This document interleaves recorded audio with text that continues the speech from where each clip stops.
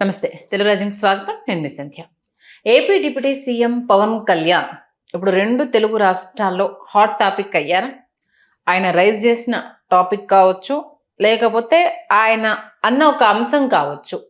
ముఖ్యంగా ఇప్పుడు తెలుగు రాష్ట్రాల్లో కాపు సామాజిక వర్గంలో ఆ అంశానికి సంబంధించి పెద్ద ఎత్తున చర్చ జరుగుతోంది. ఇంతకీ ఏంటి ఆ అంశం అంటే, ఏపీలోనే నేను సీఎం కాలేకపోయాను, తెలంగాణలో ఎలా సీఎం అవుతాను అనేసని. ఆయన యాదృచ్ఛికంగా అన్నారా? లేకపోతే ఆయనలో ఉన్న అసహనంతో అది బయటకు వచ్చిందా?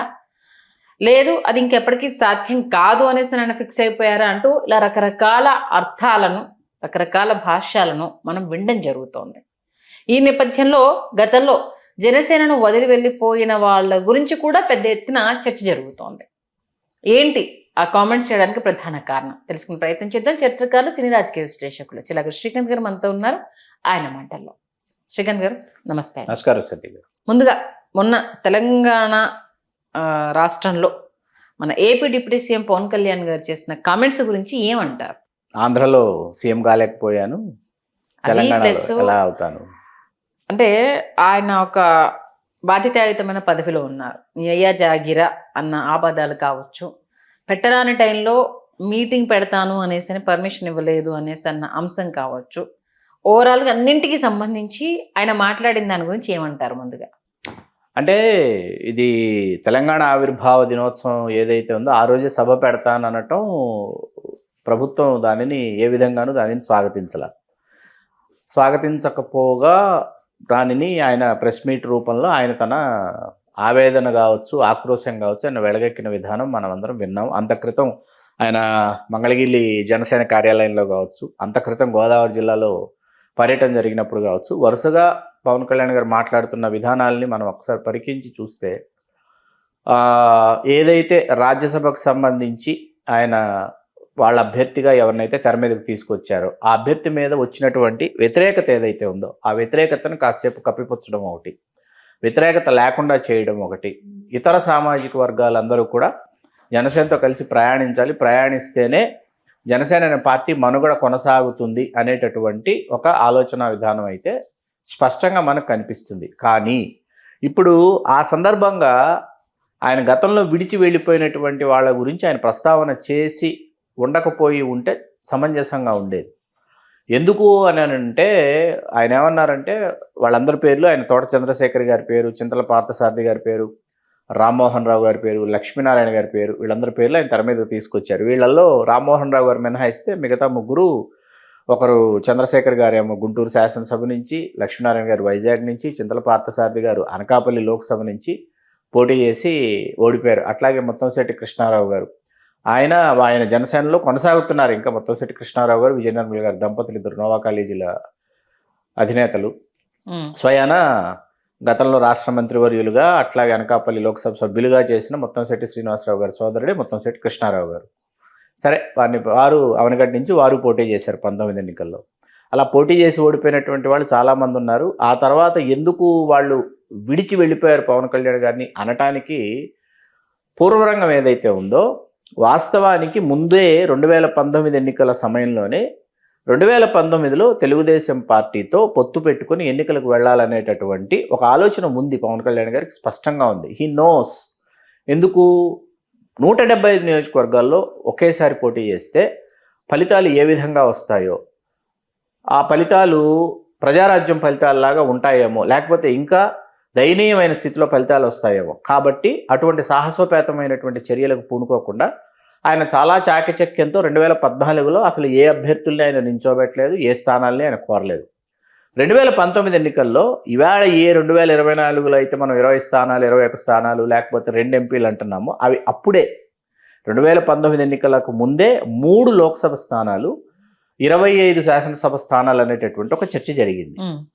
చర్చ జరిగిన తర్వాత వాస్తవానికి ఏంటంటే 19 ఎన్నికలు అనేవి లోకేష్ గారు రాష్ట్ర మంత్రిగా, ఆయన ఐటీ శాఖ మంత్రుడిగా ఉన్నాడుగా, శాసనమండలికి ఎంపికయ్యి ఆయన ఐటీ శాఖ మంత్రుడిగా కొనసాగుతూ పూర్తి స్థాయిలో 5 సంవత్సరాలు విభజిత ఆంధ్రప్రదేశ్కి తెలుగుదేశం పార్టీ అధినేత చంద్రబాబు నాయుడు గారు ముఖ్యమంత్రిగా ఉన్న సమయం అది. ఆ సమయంలో ఏంటంటే మనం ఇప్పుడు జనసేనతో కలిసి ప్రయాణం చేస్తే మనం జగన్తో రేపు పోరాటం చేయాలి. జగన్ బలపడ్డాడు అన్న విషయం అర్థమవుతుంది.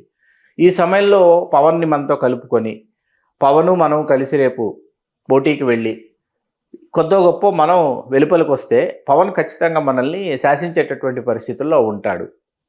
అదేదో మనం ఇప్పుడే జగన్తో పోరాటం చేద్దాం, పవన్ని వెలుపలే ఉండి మనకు మద్దతు తెలియజేయమని కోరినట్టు విశ్వసనీయ వర్గాలు వాళ్ళ సమాచారం అదన్నమాట. అంటే ప్రస్తుతం 2019 ఎన్నికలకి పవన్ కళ్యాణ్ గారు మనతో ప్రత్యక్ష పొత్తులో పవన్ కళ్యాణ్ గారు మనకు అవసరం లేదు అనేటటువంటి విషయం లోకేష్ గారు కుండబద్దలు కొట్టేశారు. కొట్టిన తర్వాత అప్పుడు మీకు వాస్తవానికి బాగా గుర్తుంటే 2019 ఎన్నికల్లో ఈ నియోజకవర్గాలకి జనసేన ఇన్ఛార్జీల్ని కూడా నియమించకుండా అప్పటిదాకా వాళ్ళు నెట్టుకుంటూ వచ్చినటువంటి సందర్భం. ఎందుకు ఇన్ఛార్జీలను నియమించడం లేదు, ఎందుకు లోక్సభ ఇన్ఛార్జీలు కావచ్చు, లేకపోతే శాసనసభ ఇన్ఛార్జీలు కావచ్చు, ఇన్ఛార్జీలను వేస్తే ఏమవుతుందంటే అందరికీ ఉన్నటువంటి అపోహ ఏంటంటే సంజయ్ గారు, ఇన్ఛార్జిని నియమించిన తర్వాత ఖచ్చితంగా ఇన్ఛార్జి పోటీ చేసి తీరాలన్న నియమం ఎక్కడా లేదు. అవును, ఎక్కడా లేదనమాట. ఇన్ఛార్జీలను నియమించి ఇన్ఛార్జీల రూపేణా పార్టీని బలోపేతం చేసేటటువంటి కార్యక్రమాలు కొనసాగుతాయి. ఎందుకంటే ఇన్ఛార్జీలకు ఒక ఆశ ఉంటుంది, నేను అభ్యర్థిని అవుతానేమో, నా మీద ఎంతో నమ్మకం ఉంటే మా నాయకుడు నాకు ఇన్ఛార్జిగా అవకాశం ఇచ్చాడు కాబట్టి నన్ను నేను నిరూపించుకోవాలనేటటువంటి భావనలో వాళ్ళు చాలా కష్టపడి పనిచేస్తారు.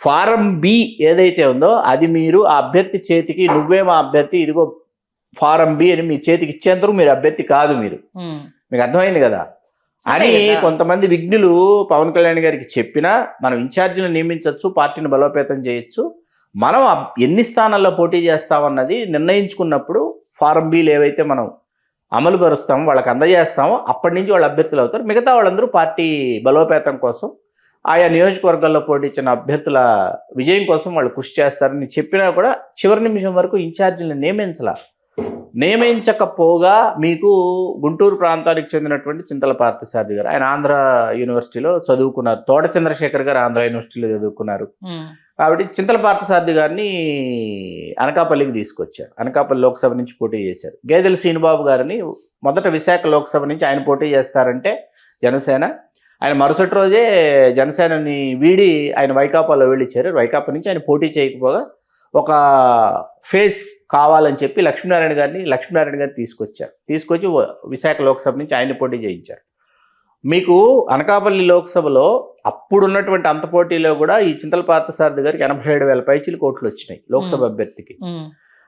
మన లక్ష్మీనారాయణ గారికి 2,84,000 ఓట్లు లక్ష్మీనారాయణ గారికి రావటం జరిగింది. అంటే ఇక్కడ ఏంటంటే ఈ పార్టీతో ఈ నాయకులతో జనసేనకు సంబంధించినటువంటి వారితో కలిసి ప్రయాణం చేయాలనుకునేటటువంటి ఒక ఓటింగ్ ప్యాటర్న్ మీకు సిద్ధమవుతుంది. అప్పటికే ఆ సిద్ధమవుతున్న ఓటింగ్ ప్యాటర్న్ ఏంటంటే విద్యాధికులు డాక్టర్ తోట చంద్రశేఖర్ గారు ఒక రోల్ మోడల్ ఐఏఎస్ ఆఫీసర్స్లో, లక్ష్మీనారాయణ గారు ఒక ఐపీఎస్లో రోల్ మోడల్, చింతల పార్థసారథి గారు ఐఆర్ఎస్లో ఒక రోల్ మోడల్, ఇట్లాంటి ఒక వాతావరణం మీకు ఏర్పడుతోంది. ఈ వాతావరణం ఏర్పడటానికి పివి రావు గారిని ఐఆర్ఎస్ రిటైర్డ్, వారి కృషి చాలా ఉంది. వారు ఏమీ ఆశించరు, వారు పోటీ చేయాలని అనుకోరు. కాకపోతే ఏంటంటే ఈ సామాజిక వర్గం నుంచి చిరంజీవి గారు కోల్పోయినటువంటి అవకాశాన్ని పవన్ కళ్యాణ్ గారి రూపంలో ఈ సామాజిక వర్గానికి అందివ్వాలి, ఈ సామాజిక వర్గం నెక్స్ట్ లెవెల్కి వెళ్ళాలి అనేటటువంటి ఒక మూడో ప్రత్యామ్నాయ శక్తిగా ఎదగాలనుకునేటటువంటి ఒక ప్రయత్నం మేధావులు విఘ్నులు చేశారు.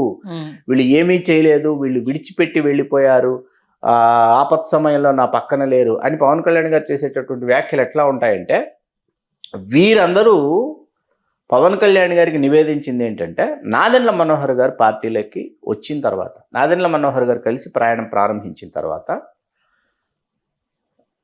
జనసేన అనేటప్పటికి ఏమవుతుంది, దీనిని ఎవరి పార్టీ అని వెలుపల చూస్తారు, లేకపోతే అంతర్గతంగా దీని గురించి చర్చ జరిగినప్పుడు ఏ విధంగా చర్చ జరుగుతుందంటే దశాబ్దాల తరబడి ఈ సామాజిక వర్గం రాజ్యాధికారానికి చేరువ కాలేదు, ముఖ్యమంత్రి పీఠాన్ని వీళ్ళు అధిరోహించలేదు కాబట్టి ఈ సామాజిక వర్గం ఫేసెస్, ఈ సామాజిక వర్గం నుంచి ఫేసెస్ ఉన్నప్పుడు ఏమవుతుందంటే అప్పుడు ఆ ఫేసెస్లో నుంచి నెక్స్ట్ బీసీస్ ఎవరున్నారు, ఎస్సీస్ ఎవరున్నారు, ఎస్టీస్ ఎవరున్నారు, మైనార్టీస్ ఎవరున్నారు అనేటటువంటి ఒక ఫేసెస్ ఆఫ్ ద పార్టీగా దీనిని మనం ట్రాన్స్ఫర్మేషన్లోకి తీసుకువెళ్ళాలి అనేది వీళ్ళ వాదన. ఇక్కడ ఏమైంది, మనోహర్ గారు వచ్చిన తర్వాత మనోహర్ గారి ప్రయారిటీస్ కావచ్చు, మనోహర్ గారి విధి విధానాలు కావచ్చు, అవి ఆయన కాంగ్రెస్ పార్టీ నుంచి వచ్చారు. ఆయన తెలుగుదేశంలో ఎప్పుడు ఏ రోజు లేరు, ఆయన కాంగ్రెస్ పార్టీలో డిప్యూటీ స్పీకర్, అక్కడి నుంచి స్పీకర్ చేశారు, అక్కడి నుంచి వచ్చారు. అక్కడి నుంచి వచ్చిన తర్వాత ఏంటంటే దీనిని లీడ్ చేయాలి, దీనిని డ్రైవ్ చేయాలి, నెంబర్ 2గా ఉండాలనేటటువంటి ఒక బలమైన ఆలోచనతో ఆయన ఇక్కడికి రావడం జరిగింది. వచ్చిన తర్వాత లక్ష్మీనారాయణ గారిని చంద్రశేఖర్ గారిని, లేకపోతే పార్థసారథి గారిని, రామ్మోహన్ రావు గారు వీళ్ళందరూ ఏంటంటే వర్కింగ్ ప్రెసిడెంట్గా లక్ష్మీనారాయణ గారిని నియమిద్దాం. ఒక ఐపీఎస్ రిటైర్డ్, ఒక మచ్చలేనటువంటి అవినీతి అసలు మకిలి అంటనటువంటి ఒక నిష్కళంక నిస్వార్థ పరుడైనటువంటి సేవకుడైన ఆయనని జనసేన వర్కింగ్ ప్రెసిడెంట్గా తీసుకుని మేము కూర్చుని ఏ నియోజకవర్గాల్లో ఇప్పుడు వచ్చినటువంటి, ఎందుకంటే సాక్షాత్తు పవన్ కళ్యాణ్ గారు 2 నియోజకవర్గాల్లో ఓడిపోయారు, గాజువాక, భీమవరం 2 నియోజకవర్గాల్లో పవన్ కళ్యాణ్ గారు ఓడిపోయినప్పుడు ఎందుకు ఒక స్థానానికి పరిమితం అయ్యాము, ఎందుకు పవన్ కళ్యాణ్ గారు సాక్షాత్తు పార్టీ అధ్యక్షుడు ఓడిపోయాడు అన్నది, అట్లాగే ఎక్కడ అద్వితీయంగా ఓట్స్ వచ్చాయి. మీకు 30 స్థానాల్లో సంజయ్ గారు జనసేన అభ్యర్థులకు వచ్చిన ఓట్ల వల్ల తెలుగుదేశం పార్టీ అసలు సోదిలో లేకుండా పోయింది. మీకు జనసేనకు వచ్చినటువంటి ఓట్ల వల్ల ఈ నియోజకవర్గాల్లో మన మీద కన్సర్న్ ఉంది. ఈ కన్సర్న్ రేపు మనం ఎట్లా కన్సాలిడేట్ చేసుకునేటటువంటి విధంగా అనేటటువంటి ఒక సిస్టమ్ కోసం వీళ్ళు ఎదురు చూస్తున్నారు. ఆ విధమైనటువంటి చర్చ పవన్ కళ్యాణ్ గారితో పెడితే పవన్ కళ్యాణ్ గారు నాదెండ్ల మనోహర్ గారి నాయకత్వంలో మీరు పనిచేయాలని వారితో పవన్ కళ్యాణ్ గారు వారు అనటం, వారు వచ్చారు కాబట్టి వారిని మనం గౌరవించాలి. ఒక స్పీకర్ చేసినటువంటి వ్యక్తి మన పార్టీకి వచ్చారు, మీరు ఎవరు ఇప్పటివరకు ఏమీ చేయలేదు కదా అనేటటువంటిది కూడా అక్కడ ఆ మాటల్లో వచ్చింది. ఏది రాజకీయంగా లక్ష్మీనారాయణ గారు కావచ్చు, చంద్రశేఖర్ గారు కావచ్చు, పార్థసారథి గారు కావచ్చు, రామ్మోహన్ రావు గారు కావచ్చు, వీళ్ళెవరు రాజకీయంగా మీరు ఇప్పటివరకు మీరు నాట్ ప్రూవ్డ్ పర్సనాలిటీస్ కదా. ఆయన తెనాలి నుంచి 2 సార్లు ఆయన గెలిచారు, డిప్యూటీ స్పీకర్ అయ్యారు కాబట్టి ఆయనకు మీకంటే ఆయనకు రాజకీయాలు ఎక్కువ తెలుసు కాబట్టి అనేటటువంటి ఒక చర్చ వచ్చిన తర్వాత మరొక మారు మళ్ళీ వీళ్ళు ఆయనని ఏమంటారు కన్విన్స్ చేసేటటువంటి ఒక ప్రయత్నం చేశారు. వెలుపల ఎలా ఉంటుందంటే మీకు డౌన్ ట్రేడ్ అండ్ లేయర్ ఒకటి ఉంటుందండి. ఆ డౌన్ ట్రేడ్ అండ్ లేయర్లో ఏంటంటే క్యాస్ట్ అనేది కనిపించకుండా క్యాస్ట్ లేయర్ అనేది ఒకటి చాలా బలంగా పనిచేస్తూ ఉంటుంది. నావాడు పార్టీ పెట్టాడు, నావాడు నా కోసం నిలబడతాననేది అతని సామాజిక వర్గానికి సంబంధించిన వాళ్ళు ఆయన కలవకపోవచ్చు, దగ్గర నుంచి చూసారా దూరం నుంచి చూసారా పక్కన పెడితే ఆయన ఓన్ చేసుకున్నటువంటి ఒక లేయర్ ఉంటుంది అనమాట. ఈ లేయర్ కాకుండా ఇంకొక లేయర్ ఏంటంటే ఇతను మన కోసం వచ్చాడు, మన కోసం ఏదో చేస్తానంటున్నాడని మిగతా సామాజిక వర్గాల్లో కూడా ఒక న్యూట్రాలిటీ ఉన్నటువంటి వాళ్ళందరూ కూడా మీకోసం ఎదురు చూసేటటువంటి ఒక పరిస్థితి. వాళ్ళతో విసిగిపోయాం, వీళ్ళతో విసిగిపోయాం, మూడో ప్రత్యామ్నాయ శక్తి కావాలి అనేటటువంటి వర్గం ఒకటి ఎదురు చూస్తూ ఉంటుంది. వీటి కోసం కృషి చేయాలంటే వీటి కోసం కృషి చేసేటటువంటి యొక్క పద్ధతి వేరు, దాని యొక్క భావజాలం వేరు, దాని యొక్క సిద్ధాంతం వేరు. అయితే అది ఇక్కడ పొసగకపోవడంతో వీళ్ళెవరూ కూడా పవన్ కళ్యాణ్ గారిని ఆయనని బాహాటంగా విమర్శించో, లేకపోతే ఆయనని ముఖాముఖి విమర్శించో, లేకపోతే వ్యక్తిగతంగా ఎక్కడైనా విమర్శించో, వీళ్ళల్లో ఫర్ యువర్ కైండ్ ఇన్ఫర్మేషన్ ఒక్క లక్ష్మీనారాయణ గారు మాత్రమే ఆయన మళ్ళీ సినిమాలు చేస్తానంటున్నారు కాబట్టి పూర్తి స్థాయిలో రాజకీయాల్లో క్రియాశీలకంగా కొనసాగలేరేమో అనేటటువంటి ఆలోచన రావడంతో నేను వెలుపలికి వస్తున్నాను అన్నారు తప్ప మిగతా వాళ్ళు ఎవరు ఒక చిన్న కామెంట్ కూడా చేయకుండా వెలుపలికి వచ్చారు. ఒక్క చిన్న కామెంట్ ఆ రోజు చేయలేదు, ఇప్పటివరకు చేయలేదు. మొన్న ఆయన పవన్ కళ్యాణ్ గారు వీళ్ళని విమర్శించిన తర్వాత వీళ్ళెవరూ కూడా ఇప్పటి వరకు ఏ విధంగా వీళ్ళు స్పందించాల. వీళ్ళు అదును కోసం ఎదురు చూస్తున్నారా, లేకపోతే సరైన సమాధానం చెప్పాలనుకుంటున్నారా ఏమిటన్నది గాడ్ ఓన్లీ నోస్. పక్కన పెడితే గాజువాక, భీమవరం 2 నియోజకవర్గాల అధ్యక్షుడు పోటీ చేయటం తప్పిదమే అని వీళ్ళు చెప్పారు ఆయనకి. ఎందుకు తప్పిదము అంటే ఇది చిరంజీవి గారు పోటీ చేసినప్పుడు కూడా ఈ ప్రశ్న ఉత్పన్నమైంది. మీరు 2 నియోజకవర్గాలు ఒకే ఎన్నికల పోటీ చేస్తే ఏమవుతుందంటే ఏ నియోజకవర్గం ఈయన ఉంచుకొని ఏ నియోజకవర్గానికి రాజీనామా చేస్తాడన్నది ఒక చిన్న డైలమా ఉంటుంది మీకు. ఏ నియోజకవర్గాన్ని ఈయన ఉంచుకుంటాడు, ఏ నియోజకవర్గానికి రాజీనామా చేస్తాడు అంటే మనం గెలిపించినా ఆయన మనల్ని విడిచిపెట్టి వెళ్ళిపోతాడు అనేటటువంటి ధోరణిలోనే మీకు భీమవరంలో స్వల్ప ఓట్ల తేడాతోనే ఆయన ఓడిపోయింది. భీమవరంలో భారీ ఆధిక్యతంగా స్వల్ప ఓట్లతోనే ఓడిపోయారు ఆయన. మీకు గాజువాక వచ్చేటప్పటికి 18,000 ఓట్లు తేడాగా అనిపించింది మీకు. గాజువాక చింతలపూడి వెంకటరామయ్య గారు అని ఆయన అంత క్రితం అక్కడ ప్రజారాజ్యం నుంచి శాసనసభ్యుడిగా చేసిన ఆయన కనీ విని ఎరుగని సభ్యత్వాలు చేయటం, రాష్ట్ర స్థాయిలో జనసేన సభ్యత్వాలు రికార్డు స్థాయిలో చేయడంతో పవన్ కళ్యాణ్ గారు ఉన్న పళంగా గాజువాక నుంచి పోటీ చేస్తే ఆయన పక్కన పెందుర్తి నియోజకవర్గాన్ని పంపించడం, ఇవన్నీ అంటే ఈ నిర్ణయాలన్నీ ఎవరు తీసుకున్నారు? వీళ్ళు తీసుకున్నారా, పవన్ కళ్యాణ్ గారు తీసుకున్నారు? అప్పటికప్పుడు పవన్ కళ్యాణ్ గారు తీసుకున్నటువంటి నిర్ణయాలు తీసుకుని ఇవాళ ఎప్పుడో 19 ఎన్నికల తర్వాత వెళ్ళిపోయిన వాళ్ళ గురించి మనం 2026లో కూడా ఆలోచిస్తున్నారు పవన్ కళ్యాణ్ గారు. 2026లో కూడా వాళ్ళ గురించి ఆలోచిస్తూ అర్థం కాని విషయం ఏంటంటే మేధావులకి రాజకీయ విశ్లేషకులకి అర్థం కాని విషయం ఏంటంటే, వెళ్ళిపోయిన వాళ్ళ గురించి ఆలోచించడం కంటే ఆయనతో కలిసి ప్రయాణం చేస్తున్న వాళ్ళు ఎవరు, ఆయన కోసం అప్పటి నుంచి 2014 నుంచి ఇప్పటి వరకు నిలబడ్డ వాళ్ళు ఎవరు, ఆయనతోనే ఆయనకు అనుసరణలలోనే పార్టీ కోసం పనిచేస్తున్నటువంటి వాళ్ళు ఎవరు. ఎక్కడ ఆలోచిస్తున్నారు శ్రీకేందర్? ఇప్పుడు రాజ్యసభ తీసుకుందాము, లింగంనేని రమేష్ ది ఫైనల్ అనేసి అని అంటున్నారు. ఖరారైపోయింది. ఇప్పుడు మీ దాంట్లో 2009 నుంచి మీరు అన్నట్టుగా ఉన్న వాళ్ళ లిస్ట్ తీస్తే చాలా మంది ఉంటారు. ఇప్పటికీ ఏమి ఆశించకుండా పార్టీ కోసం మళ్ళీ మీరు ఇక్కడ ఏంటి 2009 నుంచి 2014 వరకు లేదు ప్రజారాజ్యం. 2009 నుంచి 12 ప్రథమార్థం వరకు ప్రజారాజ్యం ఉంది, ఉనికిలో ఉంది. ప్రజారాజ్యానికి సంబంధించి ప్రజారాజ్యం కోసం త్యాగం చేసిన, ప్రజారాజ్యం కోసం జీవితాలని అంకితం చేసిన, ప్రజారాజ్యం కోసం తమ సమయాన్ని, తమ యొక్క వనరుల్ని, లేకపోతే తమ యొక్క సౌకర్యాల్ని అన్నిటినీ ఇక్కడికి తీసుకొచ్చి పునరంకితం చేసినటువంటి వాటి గురించి, ఆ త్యాగాల గురించి ఏమీ మాట్లాడకూడదు అన్నది కూడా ఇక్కడ ఉంది. మళ్ళీ అది ఇక్కడ అప్లికబుల్ కాదు. ఇద్దరం ఒకేసారి చెప్పాము, అది ఇక్కడ అప్లికబుల్ కాదు. ఇక్కడ కొత్తగా ఫ్రెష్ టు పాలిటిక్స్ నాతో కలిసి ప్రయాణం చేసి ఉండాలి, నాతో కలిసి ప్రారంభించి ఉండాలి. మీరు నాదెళ్ళకి ఇంపార్టెన్స్ ఇవ్వండి, అది ఎక్కడ మీరు కనెక్ట్ అయ్యారు, ఆయన మీకు ఏం చెప్తున్నారు, ఏంటి అది, ఎంత మీ ఇద్దరి మధ్య బాండింగ్ ఎలా ఉందనేది మీ ఇద్దరు వ్యక్తిగతం, దాని విషయంలో ఎవరు కాదనట్లా. కానీ మీ సామాజిక వర్గానికి దిక్సూచి అని అన్నప్పుడు మీరు అందరి వాడు కాదని అది కూడా అనట్లా. కానీ ఒక సామాజిక వర్గం ఎదురు చూపులు, మా వాడు ఉన్నాడు, కీ రోల్లో ఉన్నాడు, ఇప్పుడు మాకు న్యాయం జరుగుతుందని ఒక ఎదురు చూపు ఉంటుంది.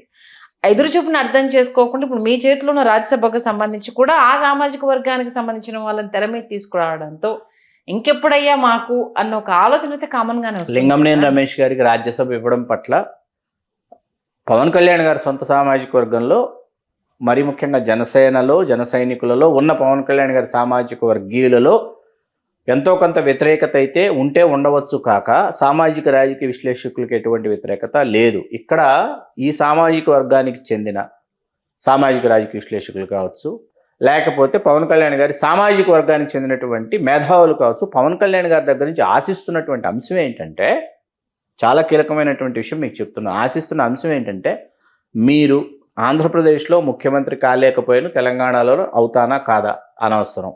మీరు ఉప ముఖ్యమంత్రిగానే ఇంకొక 15 సంవత్సరాలు కొనసాగి చంద్రబాబు నాయుడు గారి తర్వాత లోకేష్ గారి తర్వాత దేవాంశ్ గారు కూడా ముఖ్యమంత్రి అయ్యేంత వరకు మీరు ఉప ముఖ్యమంత్రిగా కొనసాగుతారు. ఇక్కడ ఎవరికి అభ్యంతరాలు లేవు. 2 చెప్పాను మీకు నేను. మూడో విషయం, మీరు ఏమన్నారు, చంద్రబాబు నాయుడు గారు అసలు 15 సంవత్సరాల పాటు ఆయనే ముఖ్యమంత్రిగా ఉంటారు, దయచేసి మీరు ఏ విధంగానూ మీరు ఆశలు పెట్టుకోకండి, నేను ముఖ్యమంత్రి కావడానికి పార్టీ పెట్టలేదు, ముఖ్యమంత్రి కావడానికి నేను ఏ రోజు ప్రయత్నించలేదు అనేటటువంటి వ్యాఖ్యానాలు చేశారు. వీటి పట్ల ఎవరికి ఏ విధమైన అభ్యంతరాలు ఈ సామాజిక వర్గంలో ఉన్న మేధావులకి, సామాజిక రాజకీయ విశ్లేషకులకి లేవు. ఎవరికి అభ్యంతరం లేదు. ఈ సామాజిక వర్గం ఎదురు చూస్తున్నది ఏంటంటే, రిజర్వేషన్ల అంశం ఏదైతే ఉందో, కాపు తెలగ బలిజ రిజర్వేషన్ల అంశం ఏదైతే ఉందో, ఈ రిజర్వేషన్ల అంశం ఎక్కడ దాకా వచ్చింది, ఏమైంది, ఈడబ్ల్యూసీ ఏమైంది, 10% కాస్త 5% అయింది. ఈ రిజర్వేషన్ల అంశం చంద్రబాబు నాయుడు గారు జస్టిస్ పుట్టుస్వామి కమిషన్ అని, తర్వాత అనంతరామన్ కమిషన్ అంతకుముందు, ఆ తర్వాత దాళ్ల సుబ్రహ్మణ్యం కమిషను, ఆ తర్వాత ఆయన మరొక మారు మొన్న ముఖ్యమంత్రిగా ఉన్నప్పుడు 14 నుంచి 19 మధ్యలో జస్టిస్ మంజునాథ కమిషన్. ఈ మంజునాథ కమిషన్ ఈ నివేదికలన్నీ ఏమైనాయి, ఆ నివేదికల యొక్క సారాంశం ఏంటి, ఈ సామాజిక వర్గాన్ని వెనుకబడిన తరగతులలో బీసీ గ్రూప్ ఎఫ్ తర్వాత ఇంకేదైనా గ్రూప్ వస్తే, ఆ ఎఫ్ తర్వాత ఇంకేదైనా ఆల్ఫాబెట్ ఉంటే ఆల్ఫాబెట్ పెట్టి సుప్రీంకోర్టు పరిధి నుంచి లోక్సభలో ఆ బిల్లు ప్రవేశపెట్టి చేసేటటువంటి ఈ ఒక్క కార్యక్రమం పూర్తి చేయండి చాలు. ఈ సామాజిక వర్గం విద్య, ఉద్యోగ, ఉపాధి, కల్పనా రంగాలలో ఈ సామాజిక వర్గం మరొక మెట్టు ఎదుగుతుంది. ఆ ఎదుగుదల కోసం ఎదురు చూస్తుంది సామాజిక వర్గం. మిగతా విషయాల తర్వాత మాట్లాడుకుందాం. ఏ నియోజకవర్గాలు ఈ సామాజిక వర్గం ఎప్పటి నుంచి పోటీ చేయాలనుకుంటుంది, ఇక్కడ అభ్యర్థులు తయారయ్యారా లేదా, వారి యొక్క ఆర్థిక సంపత్తి ఏంటి, ఏ లోక్సభ నియోజకవర్గం నుంచి పోటీ చేస్తారు, జనసేనలో పోటీ చేస్తారా, లేకపోతే కూటమిలో పోటీ చేస్తారా, భాజపాలో, అవన్నీ తర్వాత మాట్లాడుకుందాం. రిజర్వేషన్ల అంశం నాగబాబు గారు ప్రస్తావించలేదా, ప్రస్తావించిన నాగబాబు గారు ఎందుకు వెనక్కి తీసుకున్నారు? ఇదే రిజర్వేషన్ల అంశాన్ని నాగబాబు గారు ప్రస్తావించిన నాగబాబు గారు శాసనమండలిలో తిరిగి దీనిని వెనక్కి తీసుకున్నారు. ఎందుకు తీసుకున్నారు, ఎవరు తీసుకోమని చెప్పారు? దానికి సమాధానం జనసేన నేతలు, అధినేత వాళ్ళే చెప్పాలి. మీరు అన్నట్టుగా మరి ఈ అంశాల గురించి ఎంతవరకు స్పందిస్తారని చూడాలి. మంచి విశ్లేషణ అందించారు. ధన్యవాదాలు శ్రీకాంత్. ధన్యవాదాలు సంధ్య. హలో తెలుగు రాజ్యం ఛానల్ చూస్తున్నారా? సామాజిక రాజకీయ జీవన చిత్రణే తెలుగు రాజ్యం. అతిశయోక్తులు అసత్యాలు ఉండవు. రాజకీయ కోణం కాదు, ప్రజా కోణమే కొలబద్ద. తెలుగు రాజ్యం వీక్షణ మీ ఉత్తమ అభిరుచికి నిదర్శనం.